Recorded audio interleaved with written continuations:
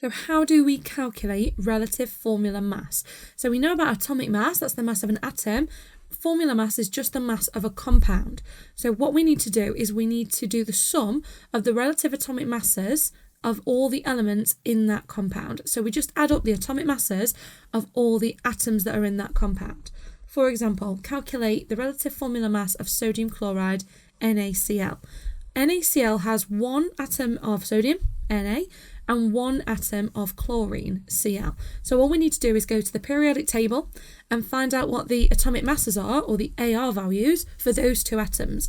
So for sodium, it's 23, and for chlorine, it's 35.5. So all we need to do is just add those two together. If you've got in a compound a sodium that has a mass of 23 and a chlorine that has a mass of 35.5, then altogether that molecule is going to have, or that compound is going to have, a mass of 58.5. So 1 mark in that example would be for doing your working out and knowing to add up the atomic masses of all the different elements, and then 1 mark for the correct answer. On all of these, make sure you write down your working out. You can still get 1 mark even if you add them up wrong. So let's have a go at some practice questions on that. All we're doing is we're calculating the relative formula mass by adding up the atomic masses of the atoms in that compound. So calculate the relative formula mass of sodium fluoride. That's got 1 Na, 1 sodium, and 1 F, 1 fluorine. Calculate the relative formula mass, or the MR, of sodium oxide. That one has got 2 sodiums and 1 oxygen in, so just bear that in mind, Na2O. Calculate the MR of calcium chloride. That's slightly different. You've got 1 calcium and 2 chlorines. Notice that I'm giving you the symbols, including the atomic masses, for all of the elements that you'll need. Magnesium hydroxide gets a little bit trickier because you've got 1 Mg and then 2 lots of OH. That's what that 2 means outside the brackets. So you're going to end up with 2 O's and 2 H's. So that's a little bit trickier. And then the last one, a little bit trickier still, ammonium sulfate. That's got 2 lots of NH4 and an SO4. So you're going to have NH4, another NH4, and then an SO4. I'm going to leave those there. You've got all the element symbols to work out the masses. Pause the video, have a go at them, and unpause when you've tried them.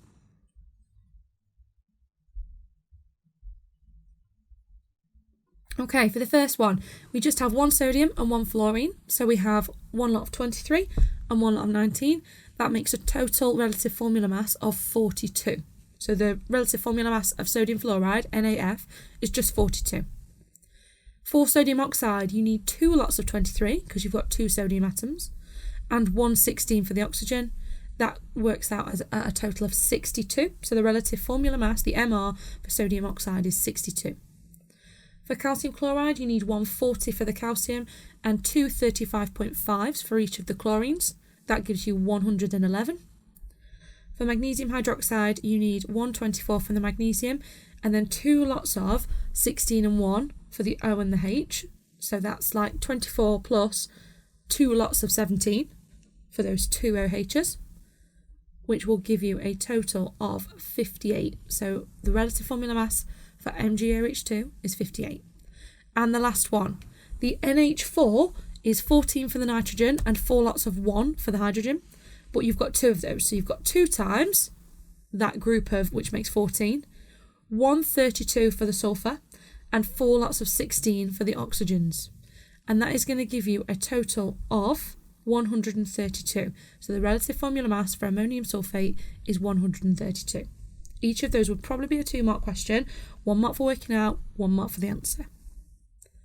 Now, the next thing that they might ask you to do, and it will usually be a follow-up question, is identifying an unknown element. So if they tell you the MR of the compound, but you don't know what one of the elements is, they might want you to identify it. So a group 2 oxide, so that's an element in group 2, XO, has a relative formula mass of 40, and they want you to identify what is X. They haven't told you what X is. It's not a real symbol for an element. They want to know what it is. So we know that X and O together have an MR of 40. So the mass of X and O together is 40.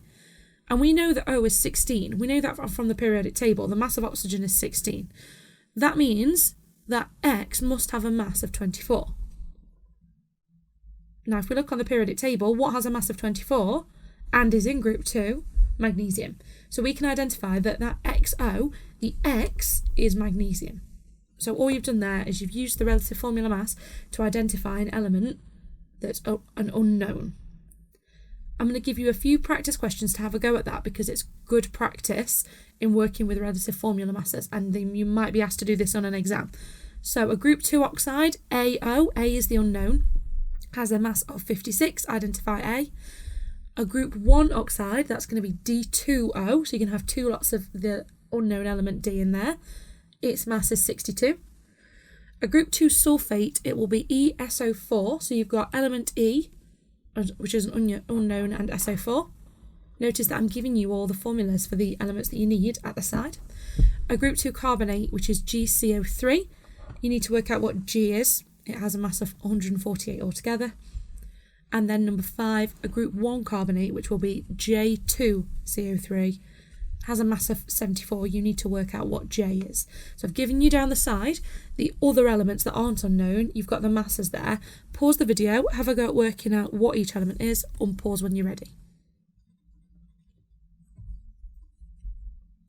So for the first one, if it has a relative formula mass of 56, that means A and oxygen have a mass of 56. We know oxygen is 16, so that means that the unknown must have a mass of 40. And we can tell from our periodic table that calcium is the element that has an atomic mass of 40, so A must be calcium. For number 2, 2 lots of the unknown plus oxygen has a mass of 62. So that means that 2 lots of the unknown must have a mass of 46 if we take away the oxygen. So the unknown must, each atom of it has a mass of 23. On our periodic table, we can see that sodium has a mass of 23. So that unknown element D will be sodium. For the next one, ESO4 has a mass of 105. So we know that 32 plus 4 lots of 16 is our mass of our SO4. 1 sulfur, 4 oxygens, that's 96. So something plus 96 makes 105. So our something has a mass of 9. What has a mass of 9? It's going to be beryllium. So element E must be beryllium. And then a group 2 carbonate, GCO3, has a relative formula mass of 148. We need to figure out what G is. Well, CO3 would have a mass of 12 plus 16 plus 16 plus 16. That's carbon plus 3 oxygens, that's going to be 60. So something and 60 will make 148. Our something must be 88. And we can see from our periodic table that strontium is the element with a mass of 88. So element G is strontium. And finally, the last one, we have 2 of our unknown because it's J2CO3. So we've got 2 lots of our unknown plus our CO3. We know our CO3 is 12, 16 and 16. That would make 74, which means 2 of our unknown and 60 makes 74. So 2 of our unknown will be 14, which means our unknown has an atomic mass of 7. And the periodic table tells us that lithium is the element with a mass of 7.